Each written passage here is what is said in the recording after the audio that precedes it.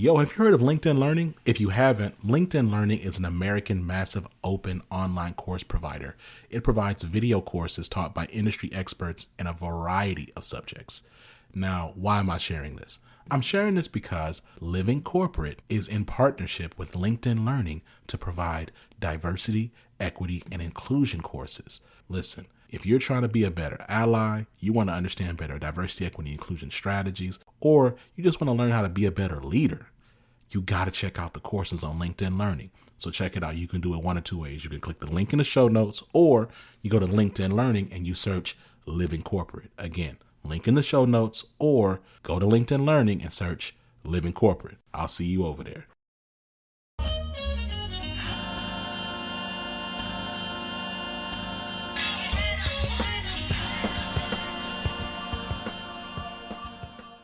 Welcome, ladies and gentlemen, to another episode of The Access Point. And we have a very esteemed guest with us today. So just before we start, I'd like to introduce The Access Point. The Living Corporate. Living Corporate is a writing and podcast platform dedicated to exploring and celebrating underrepresented identities in corporate America. We are early to mid-career consulting who came together based on our shared ideas to have a frank conversation about the ways we exist, survive, and succeed in corporate spaces. As a collective, we represent a broad spectrum of beliefs, cultures, and identities, and we know that our differences have shaped our perspectives and experiences in corporate America. We want to engage with other voices that often go unheard and have our conversations out loud. Living Corporate is for anyone who wants to have these conversations with us and push the needle forward on how we can create and sustain spaces that truly affect inclusiveness. And so we have our very esteemed guest today. Let's talk more about the Access Point. Welcome to the Access Point, where it's the part of the Living Corporate Network. The Access Point is our weekly web show. We strive to bring you a real talk that will prepare you for the workforce. While our content is for everyone, we're focused on preparing Black and Brown individuals, such as yourself, for future of work. Each week, we'll have an incredible guest to discuss the topics at hand. And this week, we have my mentor. This is very important. This is my mentor. We have Mrs. Yolanda Adams. Please talk to the people, Mrs. Yolanda Adams. Thank you so much, Brandon. So I'm delighted to be here. I will tell you that I have been called Yolanda Adams more than once, but as soon as that joyful noise comes out, people know it's not the right Yolanda Adams. So hats off to Yolanda Adams, who is an amazing gospel singer, and and I will not try to emulate her. But I am so glad to be here today. There is an opportunity, when there's the opportunity presented, I feel like it's my opportunity to use this platform to share the knowledge that I have. That's who I am. I am a long tenured HR professional. I have a 20 plus year career in Fortune 50 and tech companies. Currently, I am employed with the largest CRM organization in the world, and I work as an employee success business partner. And as a business partner, my responsibility is to increase the effectiveness of the organization through ensuring leaders and managers and employees are equipped to do their jobs. One other thing, who am I? I'm a sister, I'm a daughter, I'm a wife, I'm a friend, I'm a Black woman in these Americas, and I am smart, I am confident, I am bright, I am bold. And these are the words that I say to myself when no one else believes it. I know that I believe it. So, why did I say yes to the access point? Here's some feedback, Brandon. Is that me with the feedback? No, I don't think so. Okay. So why did I say yes to the access point invitation? It really is an opportunity to share what I know, what I see in the workplace every day. And so I want to be able to share some of those experiences, knowledge and learning back to you, and hope that folks will be able to accelerate and not have to make the same old mistakes that we make. So that's why I'm here. Okay. We really appreciate you coming, right? So our topic this week, for those that don't know, is how to build effective relationships. And so when you talk about relationships, right? You don't know what. Sometimes you don't know where it's going to come from. You don't know who you're going to meet and how you're going to meet them. And so I met Miss Yolanda Owens. I met her through my wife, actually. So that's her aunt, and we got married, and I was introduced to the family, and I was accepted into the family. So everything was great and great and great. So found out.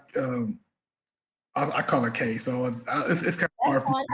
It's okay. So I met Kay, and we talked about jobs, and we talked about career paths, and she just over the years, you've been my mentor, and that's what's really been helping me just throughout my professional career. So we had the show last week. We talked about mentorship and how to have a mentor that is inside your business and have a mentor that's outside your business, that's personal. And so Kay Londa is my personal mentor. And so you've been a very big help. So when we talk about building relationships and how to maintain those effective relationships, how would you say somebody that's starting off, right? How would they first go about it?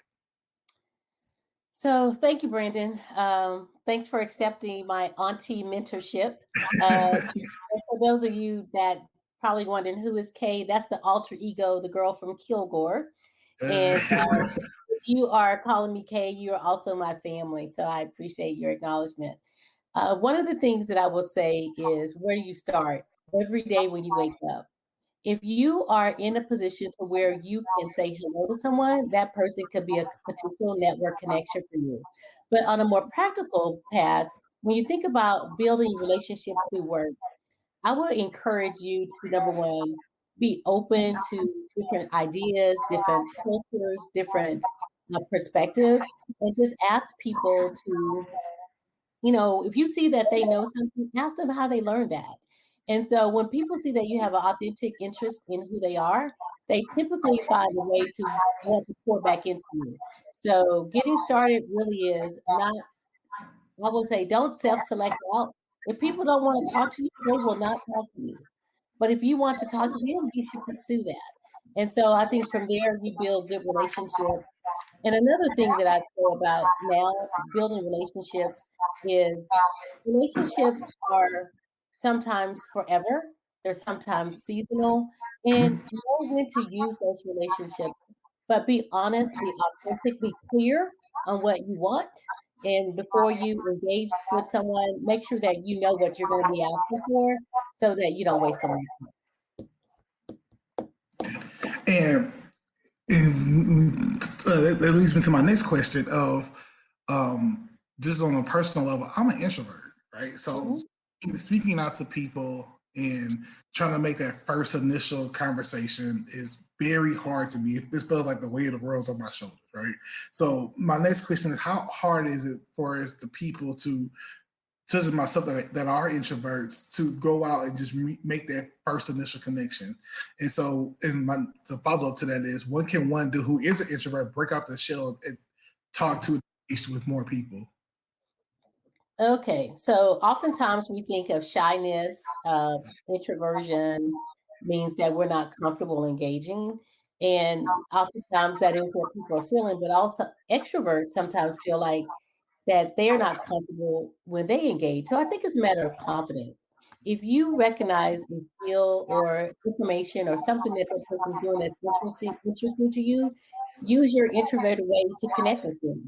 Maybe it's, asking for a quick minute, just one-on-one, so that you don't have to have that conversation publicly. I myself, I am not an introvert. But I also have to meter that as well, because when I'm trying to build a connection, if I go out all of me, some people can't take it. So you just have to measure the situation. And then I would encourage you to get that person's attention, ask if they can have 2 or 3 minutes of your time, do the introduction, and see where it goes from there. I don't want people to think that relationships are better if you're extroverted. Sometimes we're noisier, and typically opposites attract. So there is something that's complementary to you and that person that you're interested in speaking with, and just really leverage that. So when you say opposites attract, right? I know the age old, like for my wife is she's an extrovert, a social butterfly. I'm more of the homebody introvert, right? So it works. That dynamic works. I've always told her that she is the spokesperson for our relationship, right? Because she's the face and go out and talk to people. I'll take care of the background stuff. You know, I can Tina without the abuse. That's stuff. So. Yay. And so when you say you talk to the people, you make the initial connection, you say about 2-3 minutes of your time. What should those 2 or 3 minutes consist of? First introducing somebody. Okay, so it should, if you're trying to get someone's attention because they have something you want, you really should have your elevator pitch buttoned down. Okay. Who you are, what you are, why you are, and what you need from them, and what you can do for them. So not only make it an asking, taking situation, but be willing to offer what you could be to that person or what you can provide them. So elevated pitches are really interesting. Oftentimes I'll ask people, what's your profession? What do you do? And there is this long preamble, and then you kind of go over the river and through the woods, and you never really understand, or I've stopped listening. And most of us don't listen very long, especially as adults. Our attention span is like macro nanoseconds. So we've got to be really quick to catch, people's attention. Like I'm really hoping people are paying attention now, or am I boring them? Let me pick it up and do something different. So that's really what's important. Okay, so now I know this may be just a little off, but then I'm gonna take it right back, right? Okay. So I know we talked about our resumes, right? And you need to tailor your resume to whatever job that you're going with, right? So should you do the same with your elevator speech, or should you have one consistent elevator speech? I think you need to have an authentic message that you're comfortable conveying. If you're switching up your elevator speech every time you meet somebody, they're probably going to be confused if they start talking about, oh, I met Brandon and he said he did da da da da, and they say, oh, he told me this. There might be some question about who Brandon really is. Gotcha. I think, unlike a resume, the elevator pitch allows you to ask for what you want in a more informal way. You might not want the same thing every time, but your core being is who you are. And I really think authenticity is so important while you're building your brand, building your network, so that people know who to expect, because they're going to go and tell someone else about you. And you want them to tell the message that's going to show up the next time. Because if you start changing up all the time, you start forgetting what you told, what story you told to what person, and then you've got a mess. So I really think being very succinct, and your ask might be different, but your core, who you are, is probably going to be different or very similar. Okay. So you made the elevator speech and you talked to individuals. If somebody decides to turn you down and say, I don't want to work with you, I don't want to build that rapport and build that relationship, right? Should you keep pursuing? Should you stop? Like take a time off the break? Like what should you do? I think you should, number one, honor that person's position, and say, hey, listen, I realize it's not now, but maybe can I reach back out to you in a few months? So you can ask them for a future reach out. And if they say absolutely no, leave it alone. But what's for you will be given to you. So I don't think you have to chase down contacts, chase down connections, because there are so many people that are willing to just make themselves available to help support you in your efforts. So if they say they're not, a perfect example is people that get into multi-level marketing. They have to know when they can ask that question, and they get the no. When they ask the question, they get to know. Some people are good at overcoming rejection. They'll keep going and ignoring what you say. It might not be the best thing for every situation, but it works for some. I think you would definitely have to just kind of measure the environment and what you're asking for. So you don't want to be annoying. You want to be inviting, and you want them to invite you in. Okay. So you made your elevator speech. Somebody said, hey, I want to work with you. Let's build the relationship. We got the relationship going, right? How often should you communicate with that person? If some people may require weekly, some people require daily, some people require once every 2 weeks to get you in, once a month. So in your experiences, when you build those types of relationships, those especially professional relationships, how often do you keep in contact with these individuals? It really just depends. I will say that most of my relationships that I have developed over the years have stayed in touch. I have a core group of people, like my top 8, top 10 people that I know are able to help me move my career forward or help give me some personal mentorship. I talk to them at least once, well, some of them I don't talk to them once or twice a year. Um, Others I talk to more frequently. It just depends on the factor of the relationship. But I would tell you, um, like I have an attorney friend, a friend who's an attorney, and we read books together. Mhm. I hadn't talked to her, but one time since COVID started, she reached out and she said, "Let's catch up." We get on the phone on a Zoom call. We have this conversation, great conversation. It was great. I probably won't talk to her for 6 more months, but she knows that I'm always there. And and it's followed up with a thanks for that time. It's great catching up. And I took it a step further this time. I wrote an old fashioned thank you card for her time. It's like the appreciation of our relationship. And so therefore it's just even more solid. So I do believe that following up with people, if you've asked them to do something for you, you need to set the expectation of when you would like them to respond and see if it works. And then you need to honor that by making sure that you do all the things that you need to do in order to make sure that person feels like their time is spent. But it just really depends. And I know it depends is not a good answer, but everything's situational. But I will Right. tell you that you don't have to talk to people every day. Talk to people when you have something new to add or different. Very, and see what I've learned over my years is just interacting with so many groups of individuals from all walks of life that I don't really need to interact with you or talk to you every day.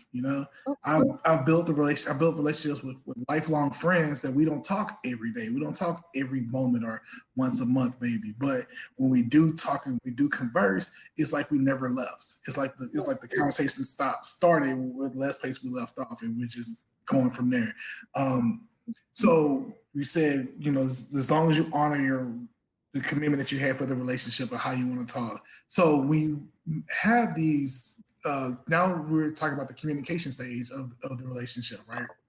Should Mhm. you lay your heart out day one and say this is everything that's going on with me? Yeah, I'm an open book. No, Should you be conservative? Should you be too conservative? Should you open up a little bit, see if they open up, and see how that dynamic plays out? So, in your experience, how should those first couple of days start off, and the next couple of weeks and months and years, and how should those, or typically how do those play off? yeah. You're like years, like I've been living for 100 years, years. Um, Thank you. so I will tell you this. Nobody wants to be burdened by the new friendship. So you need to measure and manage your message. Um, why would you tell a stranger everything about you? Some people see that as being very open. The recipient can see that being like a judgment, or they perceive it as freedom. It could be perceived so many ways. I think if you're thinking about a work situation, I'm going to say less is more, a lot, especially initially. And as you grow into the relationship, when you start needing to connect with your colleagues deeper, share a little bit, here's the deal. You got to be able to trust people with your information and Absolutely. your ability to be discerning and seeing how people use information. That's really what you can expect from your information. So if they're telling you about Joe over there at Department A, guess what? They'll probably be telling someone about Brandon in Department B. So you can learn a lot by what people tell you. So I would definitely suggest that you are measured. As open as I am, they don't need to know everything. Is get a dog. If you don't have a dog, they're great to talk about. You got your son, talk about your kid. There are some safe topics to start in the workplace. Sometimes we want to go in politically, but you know what? It's like, Yeah. nah, One thing you always stay away from in workplace is politics and religion. Those are Yeah.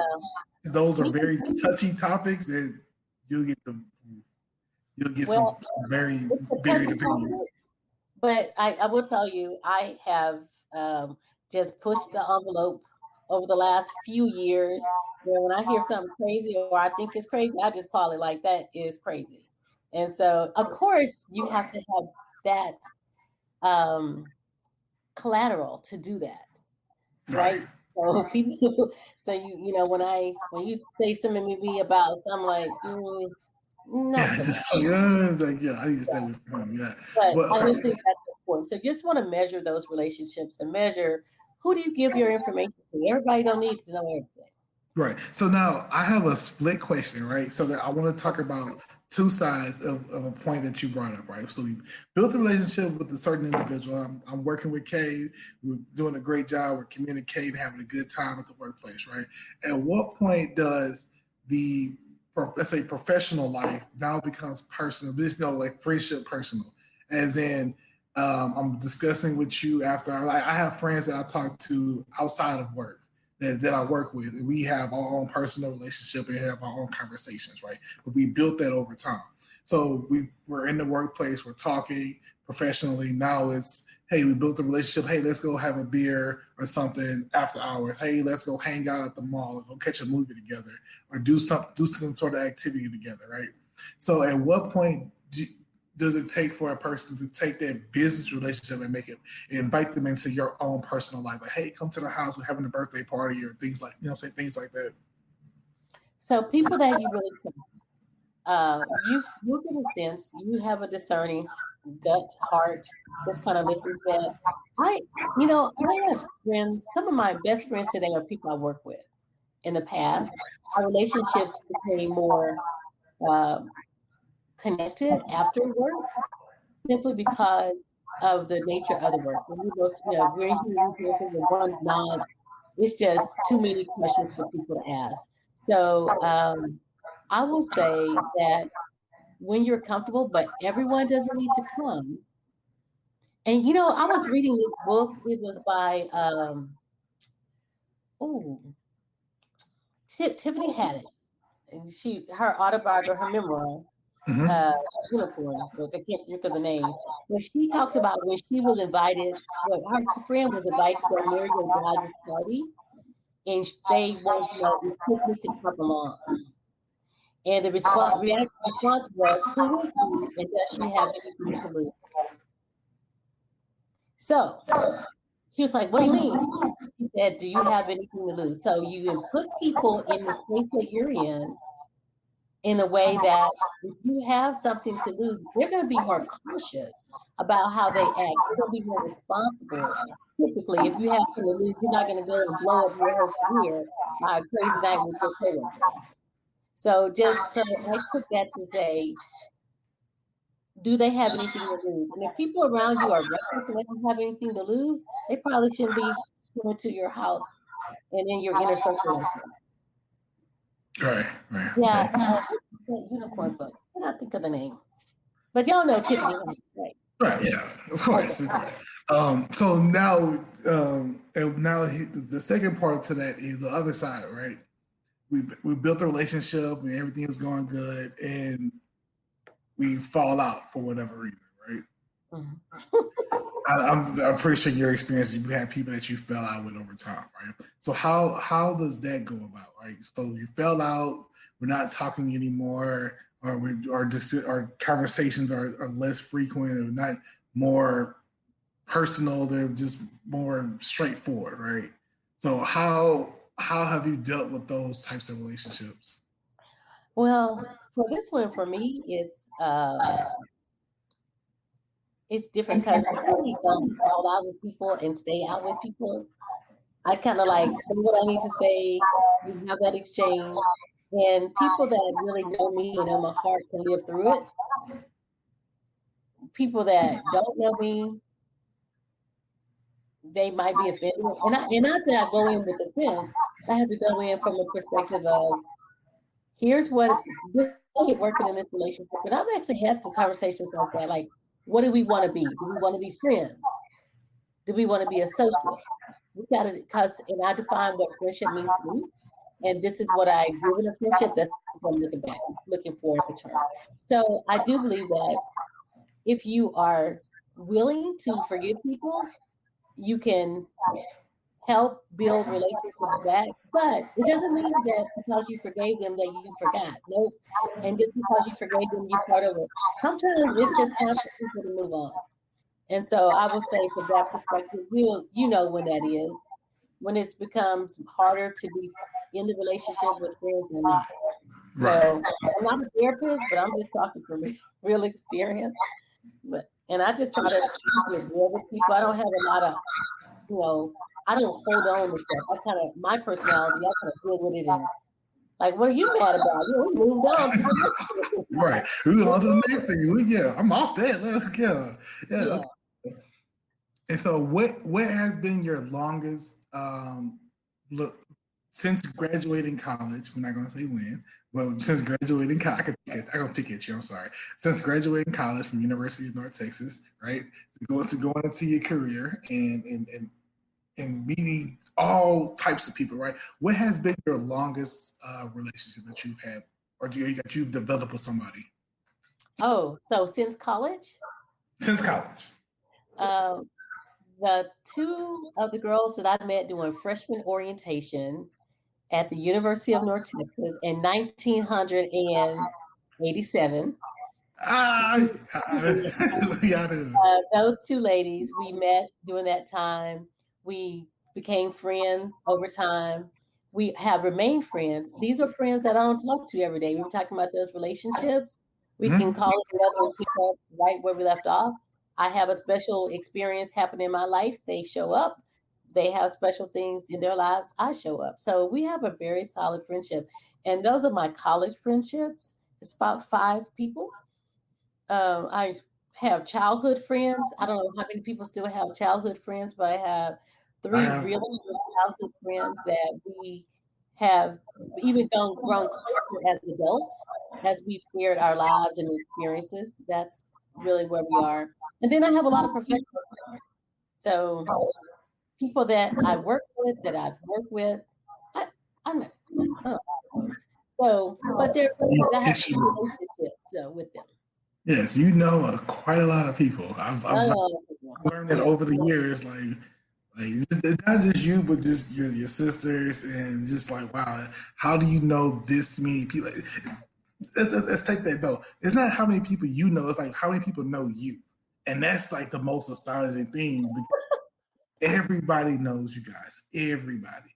And talking to my mother-in-law, it was like she knows a lot of people. It was like, but she calls people all the time. She talks to them all the time. And I realized that that's how she builds her relationship, by talking to somebody every day and just building that rapport with them every day. It's like, I think one of my cousins have told me they've never met a stranger, and I've always found that fascinating. But I've realized that, like, just being around you guys, that you've never met a stranger. Yeah. You go to a function and you just immediately talk to people, just get mixing and mingling, talking to people. What do you do? How do you do this? I have this going on. You want to come? And it's like, wow, you're just adding people to your I want to say not repertoire, but what's that word I'm looking for? To your network. Network. There we go. I'll say Rolodex. So network, yes. Yeah. Do I have any more questions? I think I do. Okay, I do have a good question, right? So now, since we're in the global pandemic, right? Can't talk to anybody, and especially the face-to-face communications are now hard, right? So since mostly all social engagements are digital now, it usually happen first, especially like during Zoom and during crowdcast, things like that, especially during the pandemic. How does one stand out amongst that peer group when it comes to this? Is mainly more geared towards more younger individuals that just starting off, and they don't have that person they can build their relationship with. So how can they talk to people while in the pandemic, in the digital age? So you mean like get other mentoring or work like right there? The mentoring and it's like I've seen people that do their onboarding online, so it's hard to meet people digitally, and I've always said face to face and talking to somebody is way better than email and text and picking up a phone sometimes. But having that face to face with somebody is very important, right? Especially when to build their rapport and build their Yeah. communication. There's only so much you can do via email, via via webcam and things like that. So how can somebody get to that in the digital age now where we're all at home and working? How can we build their relationship with other people and other co-workers in that sense? Okay. So I think number one, we need to learn and appreciate Zoom etiquette. So, there's a lot that goes on and it's hard to stay engaged. I mean, I spend all day, every day, from morning to night on Zoom calls, working. And I'm actually going through an onboarding experience right now remotely with a new company. And so what I have found is when you get on these meeting calls where you don't get the luxury of getting to know people, just come on the meeting a little early. Maybe there'll be someone there that you can just introduce yourself to. Or as people are doing introductions, typically there is an introduction to the new group.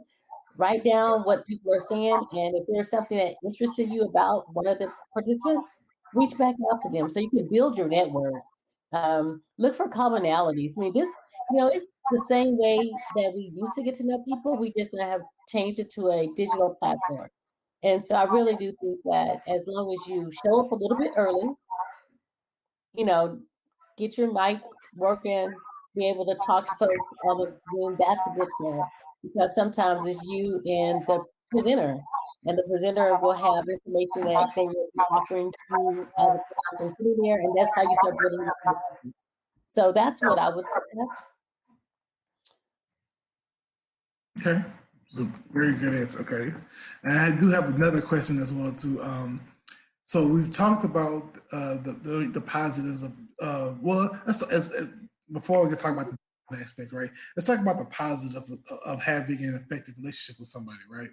What are benefits of having a relationship with somebody? Just getting to talk to them and in the workspace, like what benefits do you see from it?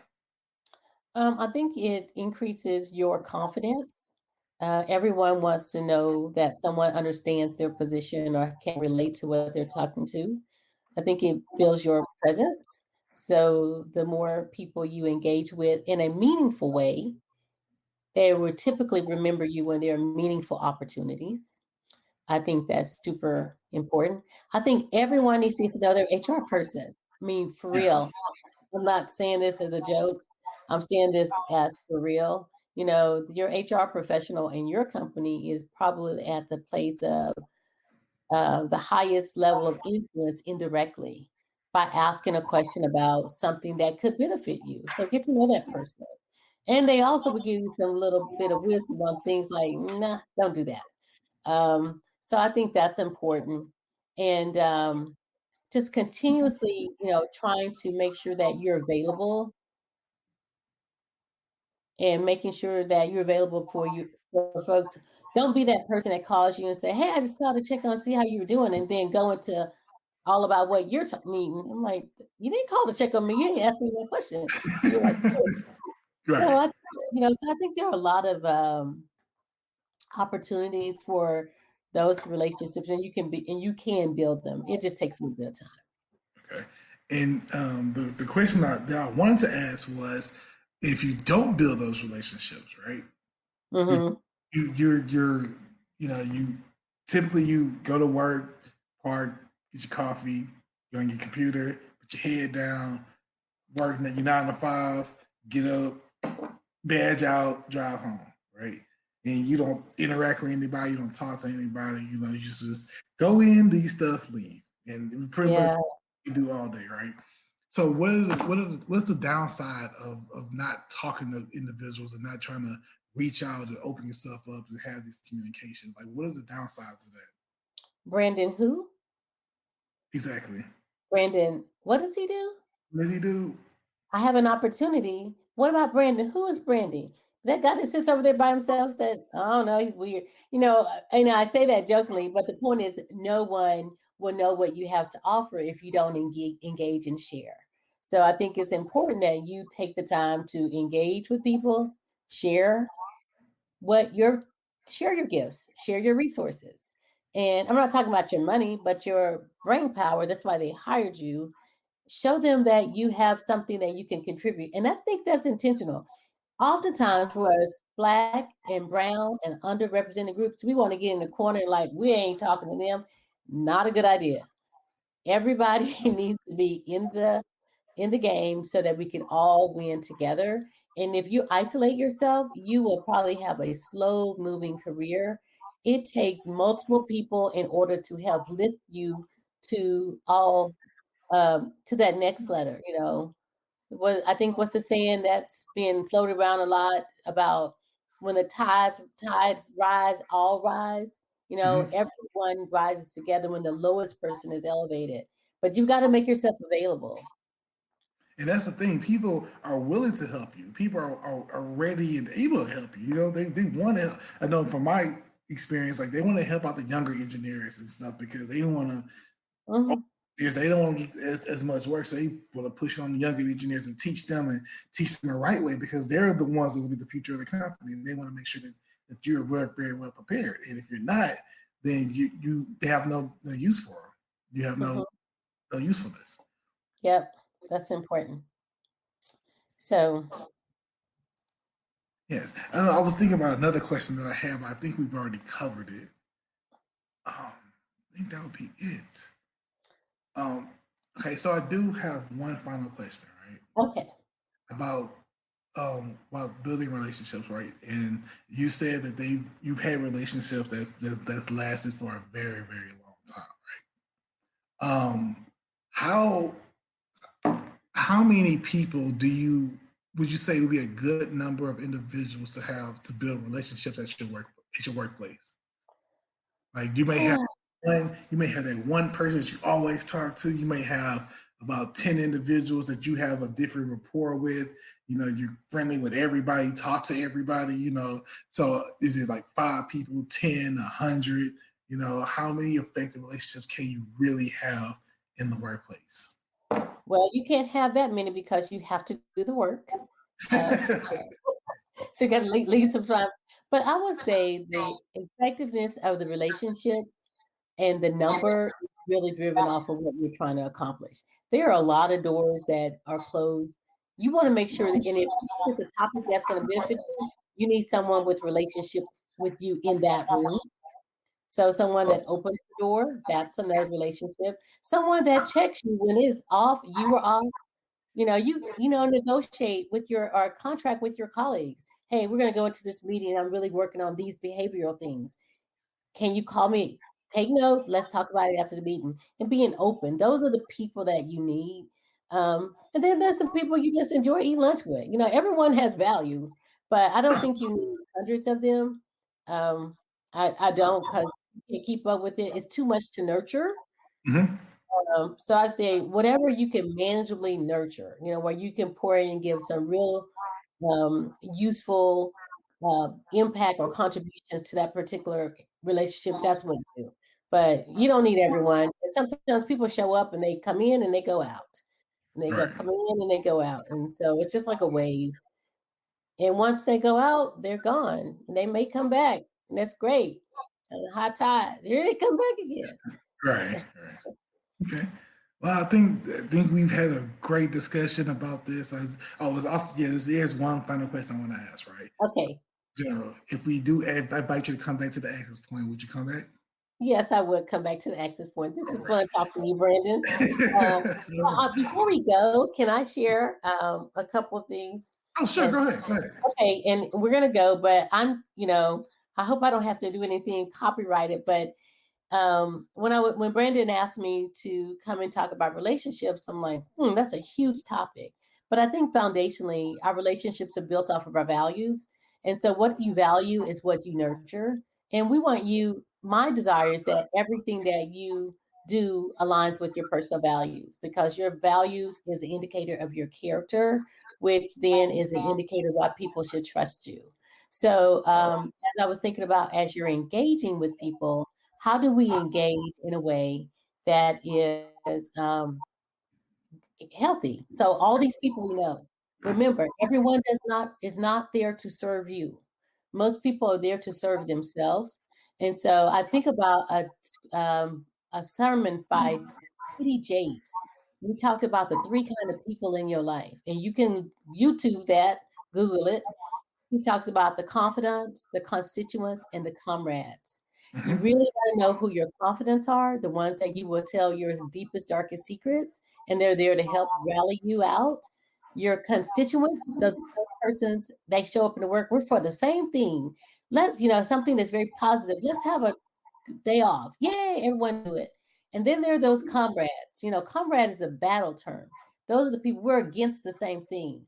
You will notice and recognize comrades, I think the focus. So situations go on at work, everybody want to come around and talk about the boss. They want to bring you into it because they hate the boss and you hate the boss. Together, y'all hate the boss.